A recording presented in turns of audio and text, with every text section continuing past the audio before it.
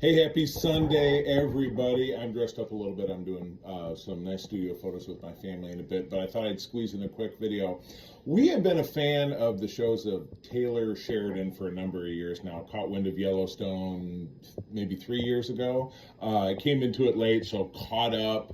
And it was a weird show because it was on the Paramount Network, which is not Paramount Plus. So catching it was like, oh, well, I had to purchase the episodes and blah, blah. And now I think all of it somehow has ended up on Peacock. So if you've never checked that show out, it's a great neo-Western, I think is the genre of what they call it. And yeah, it's really very enjoyable. Kevin Costner, I was going to draw a blank on his name, being the lead character. Yeah. So anyway, his follow-up shows, which have ended up on Paramount Plus, have been kind of delightful. He took that same family, dialed their history back over a century, did a show around how it all got started, jumped it forward a generation, and did another show about how all of that went. And it was fascinating.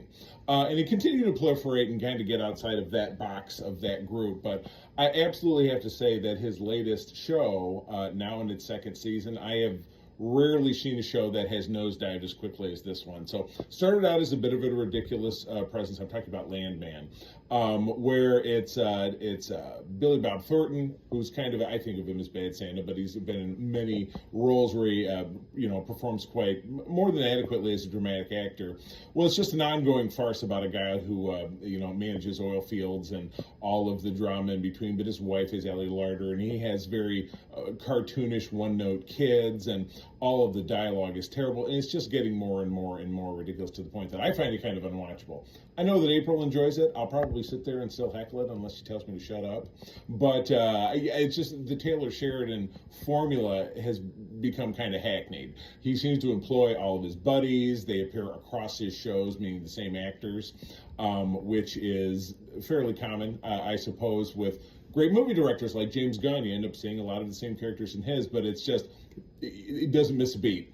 And with TV, you obviously end up seeing the people more and more often. So the show is getting raves. People love it, and it keeps getting renewed. So I'm obviously a lone voice in the wilderness here, but that's kind of where I'm swinging from. So my takeaway from this with Taylor Sheridan, stick to his early stuff, and you'll be pleased. The newer stuff, it probably wouldn't kill you to skip it. But anyway, that's my 2 cents on this Sunday. Have a wonderful rest of your holiday weekend if you are celebrating the wrap-up of USA Thanksgiving. We will see you in the new week. Lots of great programming coming your way. SecretFriendsUnite.com is where you find us. See you then.